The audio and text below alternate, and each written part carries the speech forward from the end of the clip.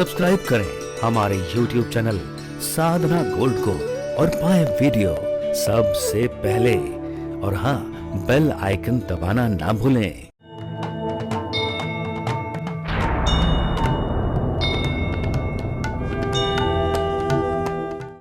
प्रभु इस संसार में जब भी अवतरित होते हैं, किसी राक्षस का वध करने के लिए अवतरित नहीं होते।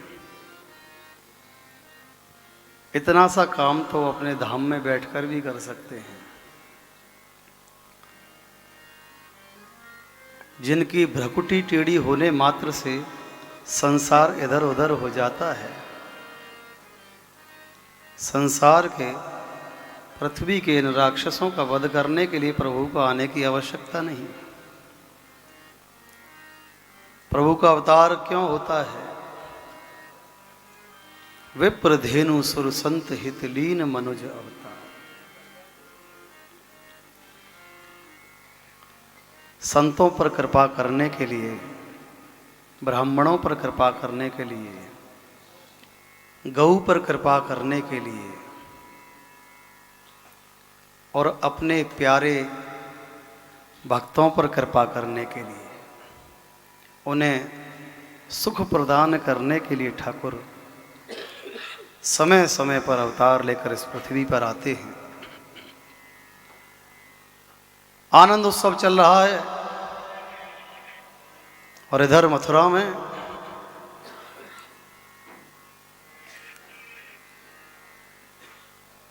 योग माया ने कह दिया है कंस से कि तू क्या मुझे मारेगा? तेरे मारने वाला तो ब्रज में जन्म ले चुका है। ये नहीं बताया कहाँ जन्म ले चुका है, किसके घर में ले चुका है। अनेक प्रकार से वसुदेव देवकी से क्षमा प्रार्थना की है, कारागृह से उनको मुक्त कर दिया, लेकिन अब रातों की नींद उड़ गई है कि देवताओं ने बहुत बड़ा छल कर दिया मेरे साथ। कहाँ होगा?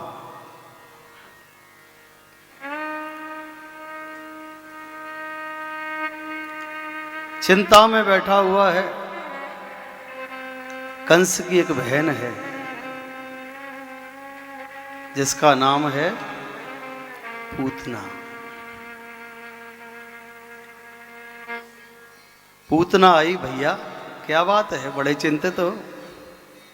सारा वृतांत बताया कि योग माया ने कहा है कि तुझे मारने वाला ब्रज में प्रकट हो चुका है, जन्म ले चुका है।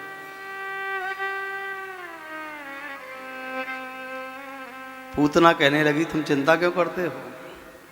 मैं हूं ना, सारे काम बना दूंगी तुम्हारे।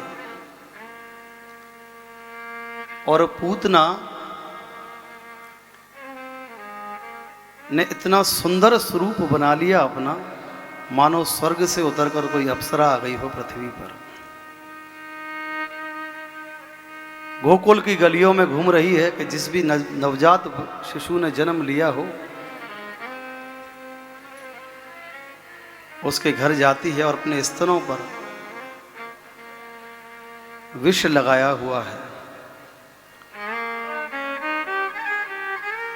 लेकिन नंद भवन में जो नंदोत्सव चल रहा है,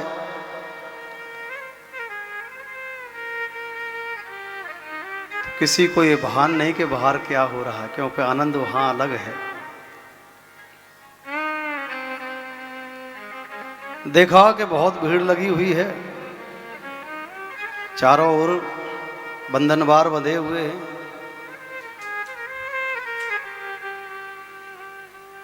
नंद भवन में लोगों का आना जाना लगा हुआ है।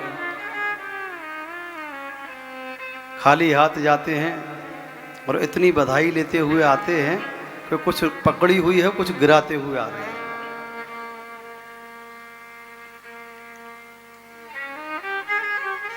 श्री वल्लभाचार्य जी कहते हैं अज्ञानेनावृतं ज्ञानम तेन मुह्यति जन्तवः। ये जो पूतना है ये अविद्या है, जो प्रभु को विश्व पिलाने के लिए आई है।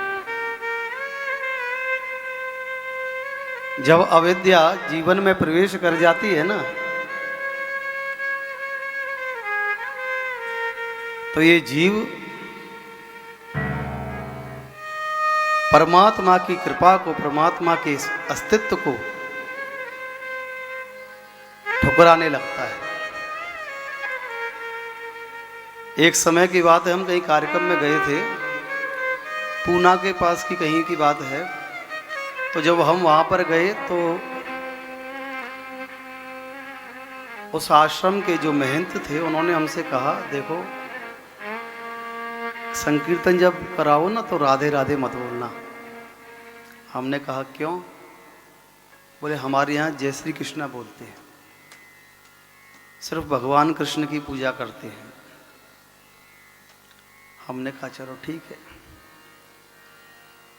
अब हम तो ब्रजवासी हैं, राधा नाम के आश्रय से ही जीवन चल रहा है भैया, किशोरी जी के नाम के आश्रय को कैसे छोड़ देंगे। अच्छा, दूसरी बात हम भूल गए, अब जीवन में जो नियम बना हुआ है और हृदय में जो विराजमान है उनका नाम तो स्वतः ही मुख पर आ जाता है, कहलवाने की आवश्यकता थोड़ी नहीं होती है। जैसे ही बैठे हमने जोर से हाथ उठा के कहा, कहिए जय जय श्री राम। एक संत मेरे पीछे बैठे थे, ऐसे मुंह पे हाथ रख दिया मेरे, अरे आपसे कहा था ना राधे राधे मत। अच्छा ठीक। हमने कहा आप कहते हो जय श्री कृष्णा, ये किसके स्वामी हैं? अब जानते खैर सब हैं, उत्तर नहीं देते। हमने कहा बताओ बताओ, जिनको आप अपना आराध्य मानते हो, जय श्री कृष्णा बोलते हो, तो जय श्री कृष्ण जो कृष्ण हैं वो किसके स्वामी हैं? राधा के स्वामी है ना। अगर राधा के स्वामी हैं तो इस बात को स्वीकार करो कि किशोरी जी के बिना तो श्याम सुंदर भी अधूरे हैं। अब संप्रदाय है यही, राधा स्वामी और राधा को ही नहीं मानते। अरे भैया, जब जिसके स्वामी को मानते हो उसकी अर्धांगिनी को नहीं मानोगे, उसकी अधिष्ठात्री देवी को नहीं मानोगे। ये अविद्या है। पूतना चली आ रही है, नंद भवन में जैसे ही पहुंची, मैया यशोदा से सामना हुआ। मैया यशोदा कहने लगी, अरे सखी गोपी तू कौन से गांव से आई है? आज से पहले तो मैंने कबू तो या गोकुल में ना देखो। पूतना कहने लगी, मैया अभी नयो नयो विवाह भयो है, पहली बार घर से बाहर निकली हूं, और वो भी या लिए कि पता चली कि नंद के लाला भयो है। अच्छा अच्छा अच्छा, मैया कन्हैया के दर्शन करने की इच्छा है। देख कन्हैया भीतर परला में सो रहे हो, तू कन्हैया के पास बैठ, मैंने घर के काम निपटा लूं, बड़ी भीड़ लगी भैया, घर में कोई आ रहा है कोई जा रहा है। मैया अपने काम में लग गई और पूतना ने जैसे ही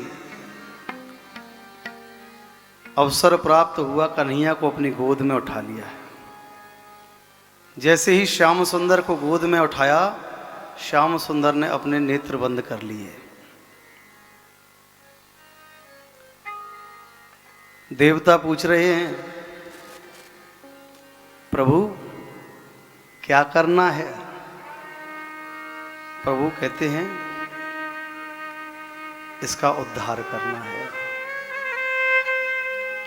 उद्धार करना है। प्रभु ये पूतना तो पापी है, न जाने कितने बच्चों की हत्या करके आई है, और आपके पास भी आई है तो अपने स्तन में विष लगाकर आई है, मारने के उद्देश्य से आई है, और आप कहते हैं कि कल्याण करना है, उद्धार करना है। भगवान कहने लगे कि देखो जो मेरे समक्ष आ जाए ना, पहले तो मैं इस जीव के अवगुण देखता ही नहीं। प्रभु में सबसे बड़ी विशेषता यह है कि कितना भी बड़ा अपराधी आ जाए, प्रभु उसके अवगुण नहीं देखते कभी भी। बस ये ढूंढते हैं कि इस पूरे जीवन में इसने अगर एक भी सत्कर्म किया हो, इसमें एक भी गुण हो, तो मैं इसका कल्याण कर दूं।